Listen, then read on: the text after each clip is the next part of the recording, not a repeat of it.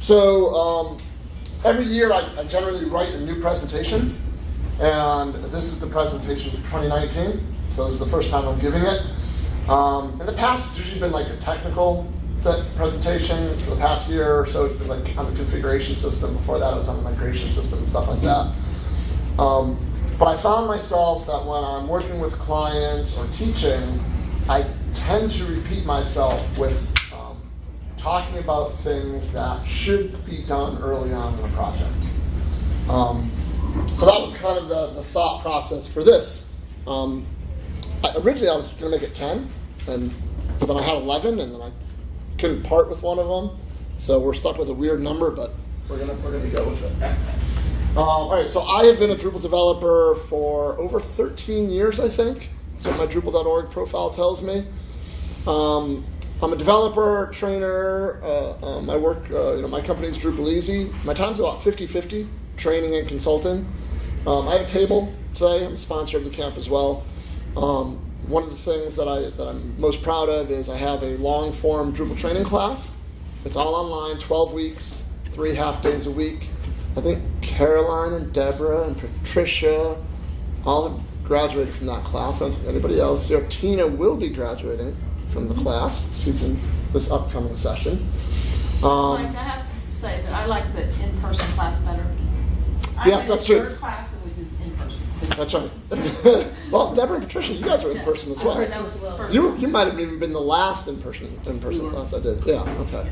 So, anyway, 12 weeks, 3 half days a week. If you want more information, ask me about it at the table or find me, and I'll talk your ear off probably. So what do I do when I'm not training? The development side of things. I do pretty much a little bit of everything. I do front end. If I had to pick one thing, I really like doing data migrations. I do module development as well. I especially like being involved early on in the process. And that kind of drives at the heart of this presentation, is because a lot of times I'm not involved early on in the process, and I see things that were done early that the project is going to be paying for the lifetime of the project. So it's all about starting it right. I'm also a member of the Drupal Community Working Group. We deal with conflict resolution. The Community Cultivation Grants Committee, that's the best volunteer gig ever. The Drupal Association, there's 3 of us. And actually 2 of us are at this camp. Amber, who works for DrupalEasy.me, is here. She's one of our committee members, and a third person who lives up in New York. The Drupal Association gives us $20,000, I think they gave us for 2019, and we get to give it away. We get to give that away to new camps, anything that's going to grow the Drupal community. So that's kind of a fun job to do. I'm one of the co-organizers here with Kyle and Mike, and on Drupal.org I have numerous code and documentation contributions. So I'm pretty active in the community. I'm pretty active on projects, and I tend to talk to a lot of people because I come to a lot of these events. And because I've been doing Drupal for 13 years, I've been involved in more Drupal projects than I can count, starting with Drupal 4.7 up through today. I'm working on Drupal 8 projects. So because of all my experience and all these projects, I've seen a lot, and I think I know right from wrong when it comes to how to start a project, how to develop certain parts of a Drupal site. I'm not an expert in all areas. I don't think anybody can be, but I've seen enough where I know when mistakes that are made early for the sake of budgetary reasons or time frame reasons, those types of mistakes that can really bite you for years to come. And really, if you start the project off right and you've got good processes in place, that really can set the tone for the entire project. Because if you can get a project that's up and running and sustainable and that can minimize the total cost of ownership for your site, in the long run, ultimately, that money that was going to be spent towards just maintaining the site can be spent in other areas. So it's really important to start things off on the right foot, because when you make a bad decision early, a Drupal site a lot of times like a pyramid. You make a bad decision on the bottom, you get all these bricks on top. It's really hard to go back and fix information architecture issues on a Drupal site, for example. So let's start with our lab. number one, and this is a big one, and this one I see a lot of times when I come in on a project that's usually a small to medium team or single person team where you're working directly on a server. You're not working locally. Worst case scenario, you're working directly on production. You're upgrading a module on production for the first time, and let's hope it works. So really, anybody involved from a developer standpoint needs to have a local environment. And that local environment needs to be treated as disposable. If that local environment goes away, if an asteroid strikes your laptop, it should be no big deal. You should be able to recreate that local environment quickly. And that's where you do your work. That's where you change configuration and test it. That's where you write modules. That's where you do front-end development and test it. When you're happy with it there, you use tools to move that up to a shared development environment. And that's kind of the first place where you share your work with others. The rest of the team. Hey, check this. Is this what you were looking for? And then from there, maybe you can move to a staging or a testing environment where a larger group of maybe non-developers and QA people are looking at your site and testing it. So by the time you make those changes are moved to the production environment, at a minimum, they've been in a local environment, a dev environment, and a test environment. So as I tell my clients all the time, pushes to production should be non-events. They should be the easiest thing in the world because you know what's going to happen. Everybody hears horror stories of, we pushed it to live and we broke the whole thing. That should never happen. If you commit to a local dev stage prod workflow. And here's the hard part, and a lot of these tips have the same theme.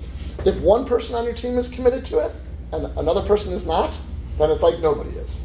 The entire team has to be committed to using it. So I use this, I included this almost tongue-in-cheek, because I use this slide in almost every presentation I give. I don't care if it's configuration or migration, I use this slide. And this basically shows you've got local dev environments, shared dev, test QA in your production sites, and this is my code flows up, data flows down slide. Meaning the only place that you should be committing to your repository, your Git repository, is from local. You should never be making a commit from dev, test, or God forbid production. You should only be pushing in and then pulling in as we go on. So code flows up. But on the opposite side, your production database is canonical. That's the source of truth right there. So you should never be copying databases up to production. There's edge cases for everything. If you haven't launched the site yet, and you only have tests and you have to set up your production server, sure, then you copy your database up. Any other circumstances, data should always flow down. And granted, you can copy a test database down to here, but 90% of the time, if you need to refresh your local environment, you're going to run some command, maybe a series of manual commands. Maybe if you're using a modern local development environment, it's one command. But most of the time, you're going to be taking a copy of that database and bringing it down here. Number 2, commit to the entire team, not just the developers. This is a bit of a pet peeve for me right here. Stakeholders need to be involved in the project tracker, and they need to utilize the project tracker. A project tracker for just developers, I've been there more times than I can count. That's like a little walled garden where the developers think that they're doing all the right things, and then it goes to test or it goes to QA, and then some other stakeholders say, well, what about blah? And we're like, well, it's not in the project tracker, The entire team has to be on board with the project tracker. It's the same thing I talked about with the local dev stage prod. If part of the team is on a project tracker and part of the team is not in that project tracker, it's like nobody is, because you don't see the full picture. And again, those of you who have worked on Drupal projects, we've all seen it, where we're a week away from launching something, and then suddenly some other manager, some other higher up sees the site and says, oh my gosh, that color's all wrong. Or like, that color's been that way on the dev site for 4 months, right? Everybody has to be on board. And there's all kinds of project trackers to choose from. It can tie in with the previous notion of local dev stage prod. If you're using something like GitHub and pull requests, they can be tied together. But there's so many various case trackers. Some of them are card-based, very user-friendly. You can take a bunch of tasks and you can group them together into a milestone and make it very easy to see who's working on what, what's currently being worked on, what's under review, what's in the backlog. It's super easy to get up and running on these, and it helps the entire project avoid pitfalls. Okay, this one I almost took out because this should be an obvious one, but unfortunately, every now and then, what's that?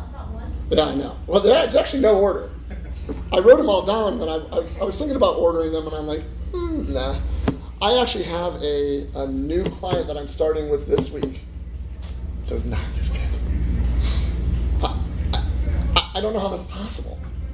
It's part of why I took the job because they're paying my full rate, so that's great. But but I'm morbidly curious, like, how does that happen? How are you not using version control? Because they tell me that they're using local dev and live. I don't have a test environment, so I'm like, so you're FTPing stuff around? I don't know. So, guess what we're talking about in our first phone call this week. So, with Drupal 8 projects, use Composer to manage the code base. There is the arrow, or the train has left the station, the arrow is only pointing one direction. The Drupal community is embracing Composer. We all need to embrace Composer, learn Composer, now. You can very easily still go to Drupal.org, download a tarball of Drupal 8, get it up and running on your local. It'll still work. But there are becoming more and more modules every day that are difficult to install without Composer because they rely on other dependencies, non-Drupal dependencies. So there's no time like the present. The de facto current standard, if you want to use Composer, is this thing right here. It's on GitHub. It's not even on Drupal.org yet. It's called the Drupal Composer Drupal project. There's the URL if you want it. And it basically provides a scaffold for you to use Composer. If you start a Drupal 8 project with this thing, it'll give you a nested doc root. It'll set up all kinds of scripts to keep core where it needs to be. When you install a module, put the modules in the right place. This was a very close second to what my presentation for 2019 was going to be.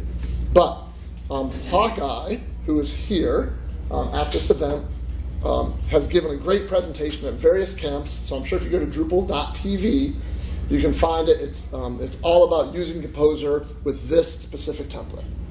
And honestly, if I were to create a presentation, it would not be all that different from his.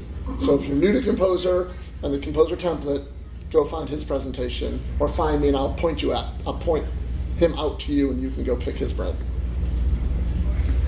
You're signing people up for stuff. I am. That's my role.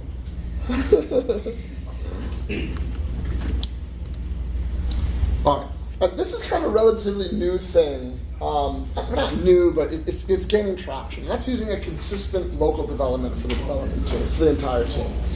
So a lot of times what I've seen in the past is, one person on the team might be using Windows. You might have a couple Linux users, a couple Mac users. Maybe the person on Windows is using WAMP. Maybe one of the people on Mac is using MAMP. Maybe someone else is using Drupal VM for their local environments. It's becoming more and more important that all of those local environments are kind of in sync. Everyone's using the same database engine with the same version. Everyone's using Nginx or Apache with the same version. Most importantly, everyone's using the same version of PHP.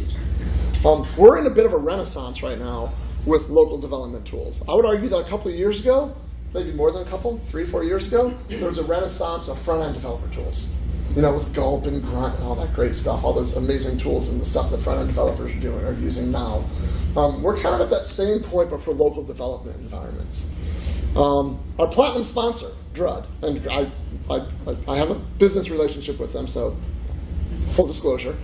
Their product, DDev, it's built for teams to basically use on the same project, and the local environment configuration is actually part of the Git repository. So if the whole team is using DDev, and someone decides that, we need a Solar instance for this project, one person creates that Solar instance. The next time everybody does a Git pull and does a DDev start, everybody has the same Solar container at that point. When it's time for the project to go from PHP 7.2 to 7.3, one person has to make that change on their local, commit that change, poof, everybody's using 7.3 on their local. So, and this is, everyone's seen this problem. If you're a local developer, you're like, well, it's working on my machine. I don't know why when I push it up into the dev site, it's not working. This eliminates that, or helps to eliminate that. Because it turns out that as we get with more and more advanced Drupal 8 sites, environment configuration becomes more and more important. So everybody, all of those environments, your local environments and your dev, stage, and production environments, all of those environments staying in sync with versions and software becomes more and more important. So these days, I recommend a Docker-based solution. Lando is a great solution. One of the maintainers of Lando, Mike Pirog, is here today. He's walking around. The DDev folks are here. There's a tool called Doxel as well, which I used for a long time. That's backed by the folks at FFW. I don't think there's any Doxel folks here at the camp, but those are great Docker-based solutions. And they all kind of work the same way. They're basically just a friendly wrapper around Docker. So it eases the pain of using Docker. Or you could just use raw Docker. There's another, I don't know if it's a product or a project out there called, I believe it's called Flight Deck. And one of the maintainers of Flight Deck, Tess Harper, is at our camp today. And all Flight Deck is a set of pre-made Docker images. So it's not raw Docker, but it's not quite a wrapper around Docker. It's somewhere in between. It's another great tool. Drupal VM is a virtual machine-based tool. It's great. It's been around for a while. It's got a bit more of a learning curve, if you ask me. But if the whole team wants to commit to using that, at least it's consistent. So find a tool that works for you and your team, and if everyone can stay consistent, you will decrease the number of potential issues during development time. You will hopefully completely eradicate the "it works on my machine" issues. All right, so these next two, when I had 10 tips, the next two were together. But I actually feel number 7 is so important, I wanted to break it out. So number 6 is define information architecture with all stakeholders. I love developers. I'm a developer. I can talk to developers. But developers often don't know everything. I know, it's crazy, right? In order to really define a project's information architecture, you need everybody in the room. You need the people who enter content, you need the people who administer content, you need the marketing people.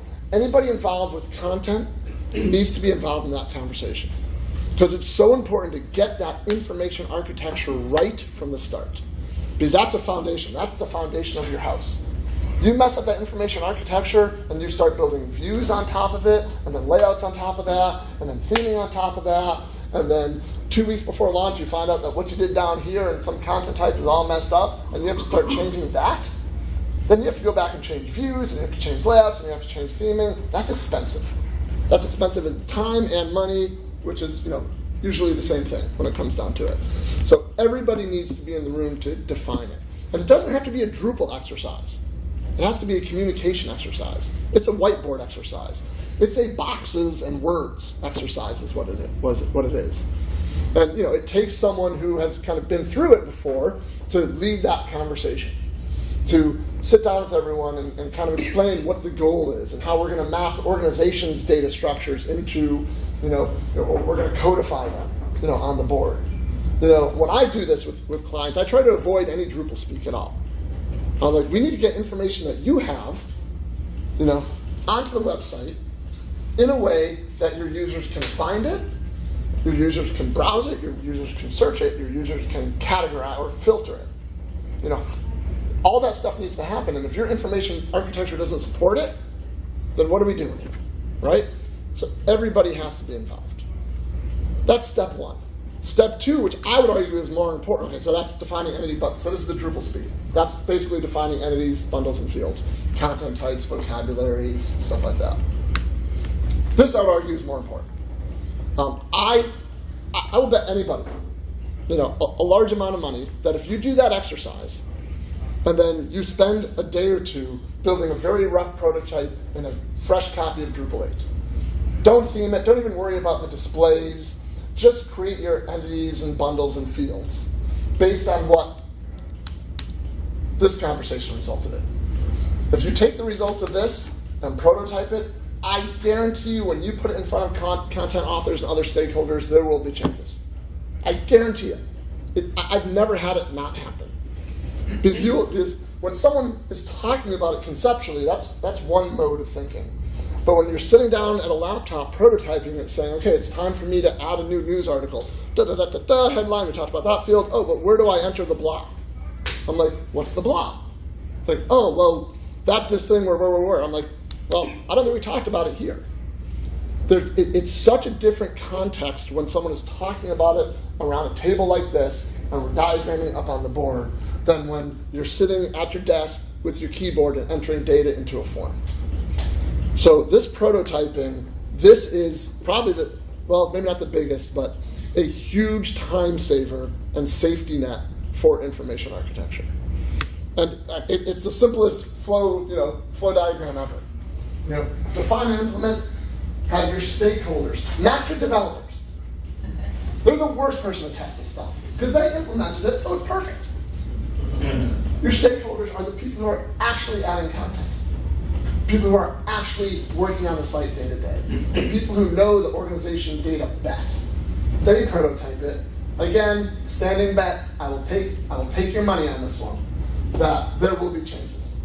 You take those changes, you review review your models, make sure that everything fits, you re-implement, re-prototype, normally 3 laps maybe is about average that I see.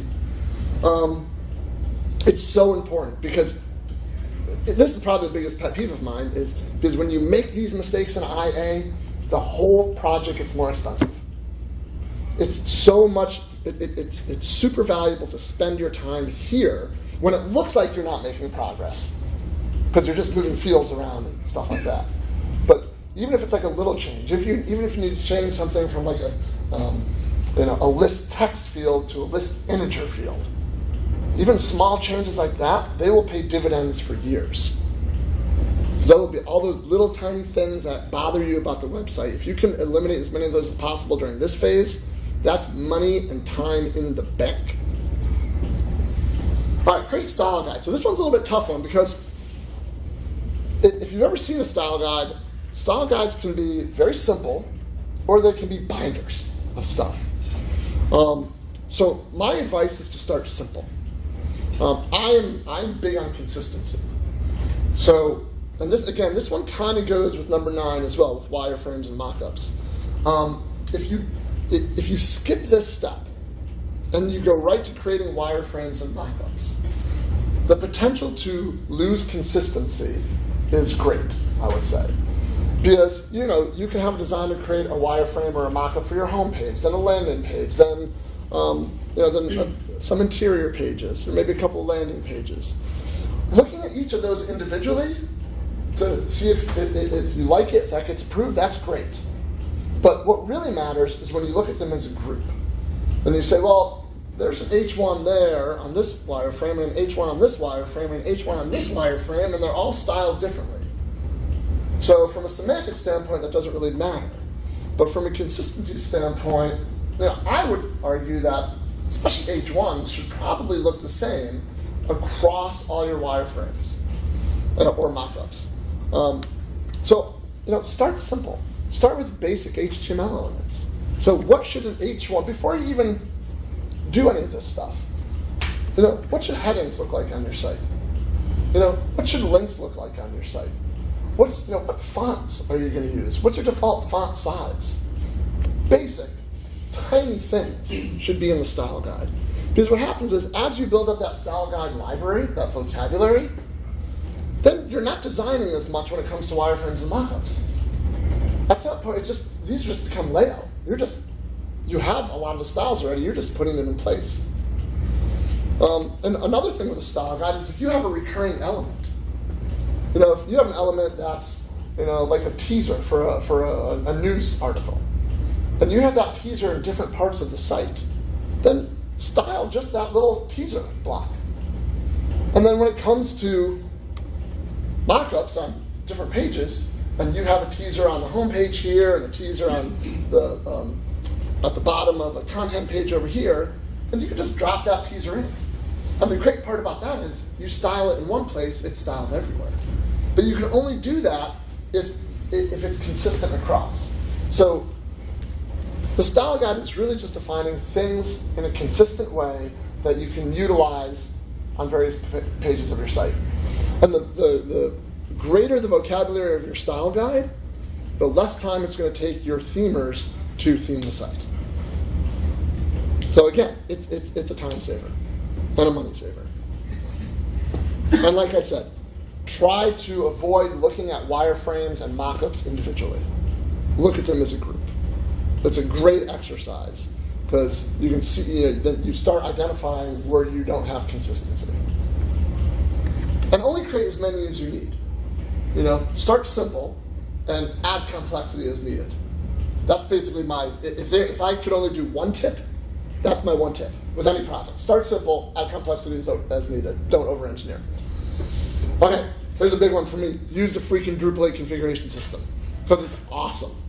Learn it. It doesn't take a whole lot to learn it. It's actually, I can explain it to you in 45 minutes, and you can understand it in 45 minutes. This goes along with local dev stage. This goes along with using Git. If only one developer is using it on the team, it's not going to work. All developers have to use it on the team. It's a great advantage for Drupal to have this configuration system. It's a huge advantage. Utilize it. It will save you time, and if someone's monkeying around on production, let me just tweak this view on production and they screw something up. If you have that configuration system in place, it's 10 seconds to get back to where you were. Use it. And then finally, more on the PM side, define realistic and meaningful milestones. Having a milestone of, today is February 16th, we're going to launch August 1st. That's our milestone. That's not going to work, right? Because we've got this long list of stuff to do, and we're going to launch August 1st. You have to work with your, the PMs or the stakeholders have to work with the developers to set realistic and meaningful milestones along the way. You need to know that by March 15th, let's try and have the information architecture locked down. It's a great goal. It seems like a month to do information architecture, we don't need that much time. If you have a site of any degree of complexity, a month is a good amount of time. And the great part about that is, early in a project, if you're savvy, you can have parallel tracks. You can have information architecture track. You can have a style guide track. Once you start working on the style guide, you can have wireframes and mockups track. At the same time, you can have your development team standardizing on one local development environment. So early in the project, it doesn't have to be serial. It can absolutely be parallel. And absolutely the developers, in my opinion, the developers have to be involved in setting these milestones. Because the developers, they have the best feel for how long a task is going to take. Someone who isn't a developer who says, we need a single sign-on with this obscure service over there. They don't know if there's a Drupal module that exists or not that can help with that, or if that's going to have to be completely custom. But single sign-on, I see that all the time. I see it on Google and blah, blah, blah. It should only take a week. You set that milestone without your developers, their relationship's not going to go well.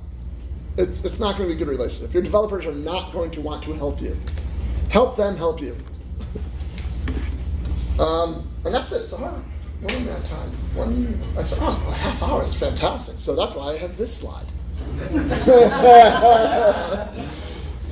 So those are I feel pretty strongly if you can get those 11 things right early, you're in pretty darn good shape. And it's pretty rare that I come onto a project and those 11 things are good to go. These days, most often, it's the configuration system, which I'm training people on. And then getting, as you probably figured out by now, getting the entire group of stakeholders involved in IA. That's also something I don't see very often. Or I often have to be the one saying, who's adding content? They need to be here. They need to be involved in this development, in this prototyping process. All right, so what did I miss? You don't have anything about documentation. Okay. Who are you using? User documentation. That's fair. Well, the That's fair. information architecture is documentation. You know, Not for the user. I think That's a documentation. user document. I know. It can depend on, but you're thinking like author documentation. No? Or another type of documentation? Either both. I mean, 4 years from now, you go back to the site, and say, what in the world did I do? Yeah. Why did I do this? Or the user end, users end. Yeah, Why I do think do for this? I think And for they do larger it once a projects, year and- I think for larger projects that makes sense. I think for No, smaller I projects, even do it for smaller one Do you? time. Yeah, because I'll say, Alright. well, how do I do this? And then we write up this 3-page thing and give it to them and say, here's how you do it. Then and when they have a question, they don't call you, they look at the document. Yeah. Videos. I do screencasts. I think I've made some for Otto, right? Otto's one of my clients. I think I've made some screencasts for. I have another client who I make a lot of screencasts for. They're fast and easy to do. And Yeah. Yeah. I'm not into Your that. YouTube channel. All right. I will write down documentation here. I'll think about that. And you can have documentation either way. I don't really. Or- I think when I think about stuff like that, I think less about documentation, and I think more about. I have fear when the organization has a development team, but only has one developer who knows the thing, whether it's Drupal or whether it's some other sysadmin. Because over time, they're going to build up a lot of institutional knowledge about that product. And as a contractor, maybe I'm still involved in 2 years, maybe I'm not. But if the single source of knowledge inside the organization is gone and there's no documentation, that's not a great thing. That's an expensive thing. So I'm a big believer in having a bench, right? It doesn't have to be, you don't have to have 2 experts on it, but you do need to have someone who is, learning the system at all times. So you have some redundancy there. I know it's not the same as documentation, but Are people factoring in ADA compliance up front, or sure. Most people are now? Absolutely, especially if it's anything related to a government site, absolutely, for sure. But a lot of other sites as well. A lot of the designers really have to be up to speed on that, just from color contrast is a big one, a relatively easy one to solve too, if you can factor that into your design early. I know there's companies here. I know Message Agency I'm working with. I just referred a potential client to them specifically to meet. I forget which of the standards that needed to be met. Things like slideshows. Accessibility definitely has to be considered with that. The one I tend to work on as a developer the most is, and I'm looking at Otto on this one, is keyboard navigation. People without fine, I forget what the right phrase is, but it has something to do if you don't have fine motor skill control. You have to be able to navigate the entire site, reach all the links just with the keyboard. So if you have a relatively simple site, it's not that bad. But if you have a site with like drop-down menus and a slideshow and some other interactive components, it can get tricky. I'm working on a site for another client that has videos where we implemented, and this is not a case where we did it during the early IA phase. Luckily, it wasn't that big of a change. We're using the media module with videos, and we had to add at the last minute 2 new fields for the video description and video transcript as well. But then it becomes a design issue. Like we have these well-designed, well-themed pages for videos, with descriptions and titles, and now we got to figure out where does it make sense? Where's the best place to put these links or these buttons to the transcript and the video description? So the earlier the better, absolutely. And the nice thing about the Drupal community, we're having more and more people every day who specialize in accessibility. So it's a year or two goes, tough to find someone with a good amount of knowledge. These days, there's a bunch of people, Yeah. I'd be interested to know what methodology and notation you recommend for lumping and documenting the information architecture. It's super simple. I literally, that's a whiteboard there, right? Well, if I do a whiteboard, then the screen recording won't capture it. So I will just I use a product called OmniGraffle, very similar to Visio, Microsoft Visio. And I mean, I will literally come to, where is my stencils? I will drag a box over here, and I will say, okay, this is a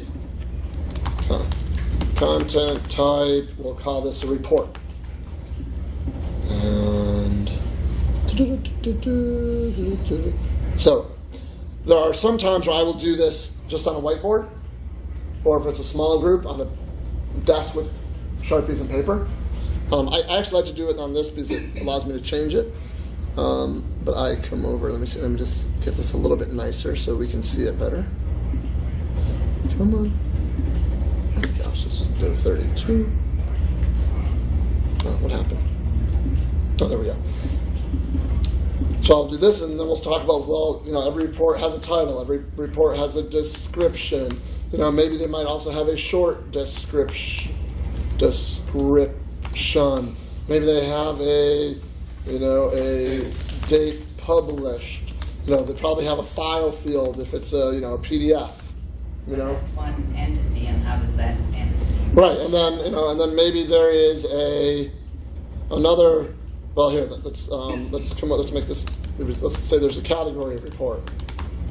All right, then I come over here, and then I'll have a taxonomy of report category. So how do you describe a report category? Maybe it has a name, and maybe every report category for some reason has an icon. All right, and then this is where Visio or this OmniGraffle tool makes sense, because you can come over here and you can grab an arrow, and you So can. you're drawing in the relationship diagram. Yeah. Yep. But I don't go all the way to a traditional entity relationship diagram format, because that is not always English. I keep it as simple as possible. And the only issue I have with this is this shows that these two things are related, but it really should show they're related through category to this. So depending on if I need to get that granular, I'll do a little bit of work to make sure the arrow connects to that. But with a tool like Visio or this, once you get more than 6 or 7 entities and they're connected, you can rearrange them and the arrows follow, and you can make it so it makes sense. Diagrams like this are great because they very easily will show you if you end up with circular relationships, which are generally bad, difficult, let's say. So if you know that you've got a lot of relationships between entities, it's always good to draw it out as well, because clearly if you're going from here to here and here to here, and you got a circle or you got another one somewhere, I mean, it can get complex fast, and that's once it starts getting really complex and arrows start crossing, I start wondering if we're over-engineering things, because the more complicated, the more time it's going to take to implement and theme and get the data you want, and do you really need to do all that in order to serve your users? What was the name of that product again? On a Mac, this is OmniGraffle. On Windows, it's the one I'd recommend is Visio. So I think this is, what it costs now. It's maybe $60, something like that. Not cheap. If you use Google Docs and have a smaller IA, they have a built-in tool that you can. Yeah, that's true. That's true. I've been using this for I don't even know how long. I just stick with it. Happy to pay for it. Omni makes really good products, so I have a bunch of them. All right. Any other questions? Mike, I have something to add to Yeah. what you're saying, because you said this is the way to start a successful project. I would suggest that if there's anybody here who is looking for a job, that even if they're not real strong in coding, even if they're just new to Drupal, if they adopt these in their own personal, Yeah.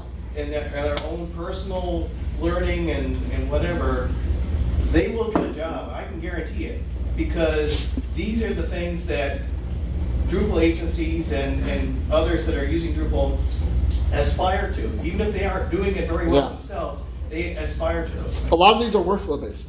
Very few of these are inside the Drupal UI, other than the IA one. I don't think there's any that are within the Drupal UI. And so, by the way, I wrote a blog post. It's the same 11 tips. So if you want to read what I just said, this has been out for a few weeks. But that's not in the, let's see, is there anything here that's inside the UI other than prototyping? The configuration system, you do it through Drush, so I guess that's technically in the UI, but yeah, so 9 out of the 11 are workflow based. And they're really, in my opinion, best practice workflow based. And They don't even have to be Drupal. yeah, they're not. When someone says they're a cowboy coder, they're probably not using most of those 9 out of the 11 there. People still claim they are. I'm sure. Out on the range, I see it all the time, partner. Yeah. So I want to add something too Sure. about configuration management. Yes. So I don't know if it's like we're sharing with people, but I mean I've been hearing about it for the last year, and I'm Yep. like, okay, cool, configuration management, just being like kind of new. Yeah. Like, cool, okay, cool. Right. And you're right, it is very simple. It's incredibly simple. Conceptually, Like Yes. it's like just this, yeah. step one. But I didn't realize I needed it because I was the only developer working on it. I was good. It's a safety net. And then I realized maybe like 2 weeks ago that I needed it. Yeah. I've been working on it all year. So it's just kind of funny, it like hits you. Yeah. Oh, I need this. Oh my God. Because Right. like Well- I was the only one working on it. I got my content developer, my content specialist involved to add content to our new website. All of a sudden it's like, wait a minute. You're Yeah. adding content. I need to make a view. Right. Stop what you're doing. Right. There's got to be a better way. Right. So you don't know you need it until you need it. Well, people often stumble upon it where they end up building, you got a live site up here and you're going to task to need a new section of the site. And that section of the site is going to end up having 3 new entities and 5 new views. So you get to work down here on it. And you create your new content types, you create your views, looks good, you push it up here, people test it, looks good. Or maybe you copy your database up here in order to get that stuff up there. The only way to get that type of configuration up is to do it through the repository. And the short version of the configuration system is when you create a new view and hit save, that's in the database. That's over here. There's no arrows pointing up on this side. So if you have a view that's in the database, how do you get that view up? Without overwriting what you're Without copying the database up, And the answer is it has to get into here. So how does it get into here? The configuration system. That's what it does. It takes your configuration from the database, it puts it into the file system. Git add commit, git push, git pull, config import, and suddenly the 7 hours you spent building 3 content types and 2 views here, everything's set in here in a matter of minutes. So it does. If you're a single developer, it's actually relatively easy to not mess it up. Oh, I've already messed it up. I'm getting like a big split. Config read only is your friend, but that's last year's presentation. We're the configuration system, where you have to have, and the line I use in my old presentation is the first rule of the configuration system is to talk about the configuration system. Everybody has to adopt the same process with the config system, and then it's smooth. All right, cool. I will be here all day. And tomorrow. And tomorrow. Thank you very much. Have a good day. Okay, so let's start with the